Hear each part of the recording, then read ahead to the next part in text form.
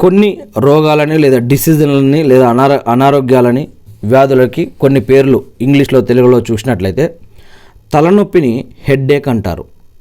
కడుపు నొప్పిని స్టమక్ ఏక్ లేదా స్టమక్ పెయిన్, నడుము నొప్పిని బ్యాక్ పెయిన్ అంటారు, గొంతు నొప్పిని సోర్ థ్రోట్ అంటారు, చెవిపోటుని ఇయర్ ఏక్, వాంతుల్ని వామిట్,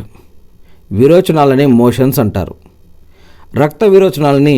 డీసెంటరీ అంటారు, ఎముకలు విరగడాన్ని ఫ్రాక్చర్ అంటారు, రక్తపోటుని బీపీ అంటే బ్లడ్ ప్రెషర్ అంటారు, తామరని రింగ్ వర్మ్, మూలశంకాన్ని పైల్స్ అని అంటారు, త్రేన్పుల్ని బెల్చింగ్, ఎక్కిలని హికప్స్, జలుబుని కోల్డ్ అని అంటారు, చలి జ్వరాన్ని మలేరియా అని, చక్కెర వ్యాధిని డయాబెటీస్ అని, మలబద్ధకాన్ని కాన్స్టిపేషన్ అని, రక్తస్రావాన్ని బ్లీడింగ్ అని, చెస్ట్ పెయిన్ని ఛాతీ నొప్పి అని, కడుపులో మంటని ఎసిడిటీ అని, గజ్జిని ఎగ్జిమా అని, ఉబ్బసాన్ని ఆస్మా అని, దురదని ఇచ్ అని, శుక్లాన్ని కాట్రాక్ట్ అని,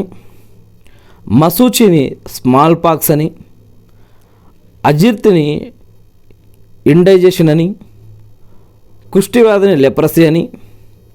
గుండె జబ్బుని హార్ట్ అటాక్ అని, ఇలా అనేక పదాలని